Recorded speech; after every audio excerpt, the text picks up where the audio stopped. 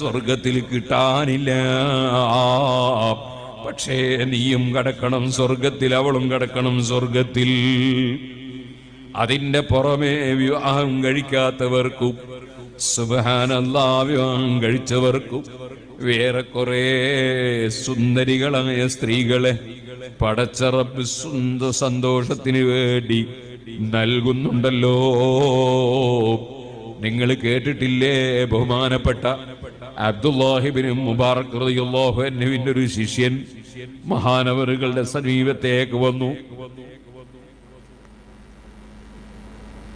മഹാനവറുകളുടെ ദർസിലേക്ക് വന്നു. കേറി ഉടനപ്പൻ ഉസ്താദെ ഞാനിവിടെ നിൽക്കുന്നില്ല, പോവാണ്. എന്താ മോനെ? അത് നിങ്ങളെ വീട്ടിലുള്ള പെൺകുട്ടികള് വീട്ടിന്റെ ടെറസിന്റെ മോള് കേറിയിട്ട് എന്നെ സഹിലേ സഹിലേ എന്നിങ്ങനെ വിളിക്കുന്നു. ഇങ്ങനെ സ്വന്തം വീട്ടിലെ പെൺകുട്ടികളെ അച്ചടക്കം പഠിപ്പിക്കാൻ കഴിയാത്ത ഉസ്താദ്, നിങ്ങളെ ദർസിൽ ഞാൻ നിൽക്കുന്നില്ല, ഞാൻ പോവാണ്. മഹാനായ അബ്ദുല്ലാഹി ഇബ്നുൽ മുബാറക് റളിയല്ലാഹു അൻഹു ചെറിയ ചില്ലറക്കാരനല്ല. ഇമാം ശാഫിഈ റളിയല്ലാഹു അൻഹു അടക്കമുള്ള മഹാന്മാർ എടുത്തുദ്ധരിക്കുന്ന മഹാനാണ്. ഇമാം ബുഖാരിയുടെ ഉസ്താദിന്റെ ഉസ്താദാണ്. വലിയ കറാമത്തുകളുള്ള വലിയ മഹാപണ്ഡിതനാണ്. ബഹുമാനപ്പെട്ടവരുടനെ തന്നെ പറഞ്ഞു, കുട്ടികളെ, നിങ്ങളാരും പോകല്ലേ, സഹില് കുറഞ്ഞ സമയം കൊണ്ട് മരിച്ചു. സഹില് പറഞ്ഞില്ലേ, എന്റെ വീട്ടിന്റെ മച്ചിന്റെ മുകളിൽ നിന്ന്, ടെറസിന്റെ മുകളിൽ നിന്ന് പെൺകുട്ടികൾ മാടി വിളിച്ചു എന്ന് പറഞ്ഞില്ലേ.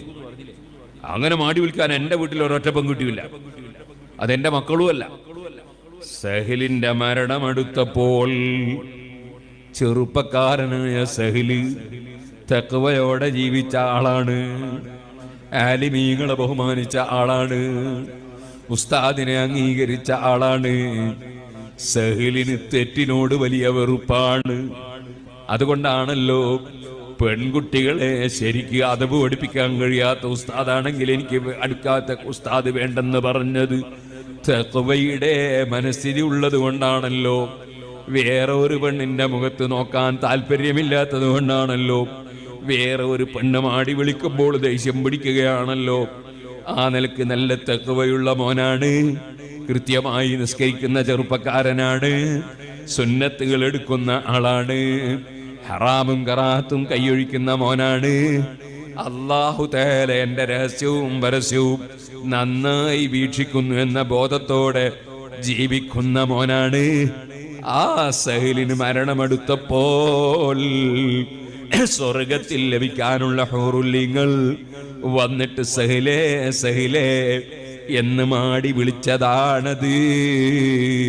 മരണം അടുത്തുപോയി, നിങ്ങളാരും പോകല്ലേ, സഹിലിന് നമുക്ക് മയ്യിത്ത് നിസ്കരിച്ച് മറമാടണം. കുറഞ്ഞ സമയം കൊണ്ട് സഹിൽ മരണപ്പെട്ടുപോയി. കുളിപ്പിച്ച് കഫൻ ചെയ്ത് നിസ്കരിച്ച് മറവ് ചെയ്തു. സുഹൃത്തുക്കളെ, അങ്ങനെ വിവാഹം കഴിക്കാത്തവർക്കും കഴിച്ചവർക്കുമൊക്കെ ഖുർആനിൽ റബ്ബ് പറഞ്ഞില്ലേ, ഇന്നൽ മുത്തഖീന ഫീ മഖാമിൻ അമീൻ. മുത്തഖീങ്ങളായ മഹാന്മാർ ആരാണ് സുഹൃത്തുക്കളെ? മുത്തഖീങ്ങൾ. മനസ്സിൽ ആരോടും വൈരാഗ്യമില്ല, വിദ്വേഷമില്ല. അതുപോലെ തന്നെ ഞാനൊരു വലിയവനാണെന്ന കിബിറില്ല, അഹംഭാവമില്ല, ഉജുബില്ല. ആരോടും അസൂയയില്ല, വിദ്വേഷമില്ല, ആരോടും പകയില്ല. നല്ല തെളിഞ്ഞ മനസ്സുള്ള ആള്. അതേ നബി തങ്ങൾ പറഞ്ഞില്ലേ, അത്തഖ്വാ ഹുനാ, തഖ്വ ഇവിടെയാണ്. മനസ്സിലാരോടും ഒരു വിരോധവുമില്ല. ആരെങ്കിലും അറിവില്ലാത്തവർ അറിവ് കേട് ചെയ്താൽ അവരെ പരസ്യമായി വിമർശിക്കൂല, അവരെ ചോദ്യം ചെയ്യുന്നത് പരസ്യമായിട്ടാവൂല. അവർക്ക് ഉപദേശം നൽകും, പക്ഷേ ആ ഉപദേശം നൽകുന്നത് രഹസ്യമായിട്ടായിരിക്കും. അതേ രഹസ്യമായി പറഞ്ഞ് നന്നാക്കാൻ നോക്കും. അവരാരെ മുമ്പിലും വഷളാക്കൂല. ഒരാളെയും കുറ്റം കണ്ടുപിടിക്കാൻ നടക്കൂല, ആരെയും അതാ കുറ്റം പറയൂല. ഗീബത്തില്ല, നമീമത്തില്ല, ഫിത്നയില്ല, ഫസാദില്ല, കളവില്ല. എന്റെ രഹസ്യവും പരസ്യവും റബ്ബ് അറിയുന്നു എന്ന ബോധത്തോടെ, റബ്ബിന്റെ അടുക്കൽ എനിക്ക് രക്ഷപ്പെടണമെന്ന ചിന്തയോടെ അവരതാ ബുദ്ധിമാന്മാരായി ജീവിക്കുന്നവരാണ്. ഒരിക്കലും ആരെയും ചീത്ത വിളിക്കാനില്ല, ആരെയും തെറി പറയാനില്ല, ആരെയും അതാ മോശക്കാരനാക്കാനില്ല. തഅമ്മദിനി ബിനുസിക ഫിൻഫിറാദി വജന്നിബിനി നസീഹത ഫിൽ ജമാഅ. ഇമാം ശാഫിഈ റളിയല്ലാഹു അൻഹു പറഞ്ഞില്ലേ, നീ എനിക്ക് ഉപദേശം നൽകുമ്പോ നീ ഒറ്റയ്ക്ക് വിളിച്ച് എന്നോട് ഉപദേശം നൽകണം. നീ കുറെ ആളുകളെ കൂട്ടത്തിൽ നിന്ന് നീ എന്തേ അങ്ങനെ ചെയ്തത്, ചെയ്ത് ശരിയായില്ല എന്ന് ജനങ്ങളെ കൂട്ടത്തിൽ നിന്ന് നിങ്ങൾ എന്നെ ഉപദേശിക്കരുത്.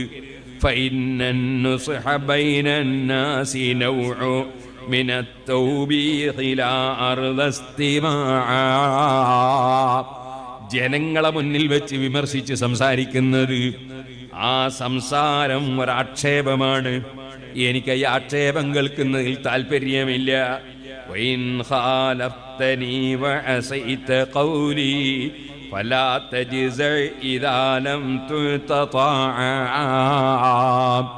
ഇനി ഞാനീ പറഞ്ഞത് നിങ്ങൾ സ്വീകരിക്കാൻ തയ്യാറില്ലെങ്കിൽ അതേ നിങ്ങൾ ബേജാറാക്കണ്ട, നിങ്ങൾ പരിഭ്രമിക്കണ്ട. നിങ്ങൾ പറയുന്നത് ചിലപ്പോൾ ഞാൻ അനുസരിക്കലുണ്ടാകൂല. ഇമാം ശാഫിഈ റളിയല്ലാഹു അൻഹുവിന്റെ വാക്കാണ്. അതേ ഉസ്താദുമാര്, ഗുരുനാഥന്മാര് ശ്രദ്ധിക്കേണ്ടതാണ്. മുതഅല്ലിമീങ്ങളെ അവരെ മനസ്സിന് വിഷമമുണ്ടാകുന്ന വിധത്തിൽ കശക്കി സംസാരിക്കരുത്. മദ്രസയിലെ ഉസ്താദുമാര് ചെറിയ പിഞ്ചു മക്കളെ വളർത്തിയെടുക്കുമ്പോൾ മറ്റു മക്കളെ മുന്നിൽ ആക്ഷേപിച്ച് അവരുടെ മനസ്സിന് വേദനയുണ്ടാക്കി നാളെ ഞാൻ മദ്രസയിൽ പോകുന്നില്ല എന്ന് തീരുമാനിക്കുന്ന വിധത്തിലാകരുത്. അതുപോലെ ബാപ്പ മക്കളെ ഉപദേശിക്കുമ്പോഴും ഉമ്മ മക്കളെ ഉപദേശിക്കുമ്പോഴുമൊക്കെ ഒറ്റക്ക് വിളിച്ചിട്ട് നല്ല നിലക്ക് പറഞ്ഞ് മനസ്സിലാക്കി കൊടുത്താൽ ആ കുട്ടികൾ അനുസരിക്കാൻ കൂടുതൽ സാധ്യത കൂടുതലാണ്. ബാപ്പയോടും ഉമ്മയോടും ഉസ്താദിനോടുമൊക്കെ നല്ല ബഹുമാനം മനസ്സിലുണ്ടാകാൻ സാധ്യത കൂടുതലാണ്. അവർക്ക് മതിപ്പുണ്ടാകും, സ്വീകരിക്കണമെന്ന ബോധമുണ്ടാകും. അത് എൻ്റെ ഗുണത്തിന് വേണ്ടിയാണ് ബാപ്പ പറഞ്ഞത്, എൻ്റെ ഉമ്മ പറഞ്ഞത് എൻ്റെ ഗുണത്തിന് വേണ്ടിയാണ്, ഉസ്താദ് പറഞ്ഞത് എൻ്റെ ഗുണത്തിന് വേണ്ടിയാണ്, ആ പണ്ഡിതൻ എന്നെ വിളിച്ച് പറഞ്ഞത് എൻ്റെ ഗുണത്തിന് വേണ്ടിയാണ് എന്നൊരു മാനസികാവസ്ഥ ഉണ്ടാകും. അത് ഉണ്ടാക്കുന്ന രൂപത്തിലേ ഉപദേശം പാടുള്ളൂ എന്നാണല്ലോ ഇമാം ശാഫിഈ റളിയല്ലാഹു അൻഹു പറഞ്ഞത്.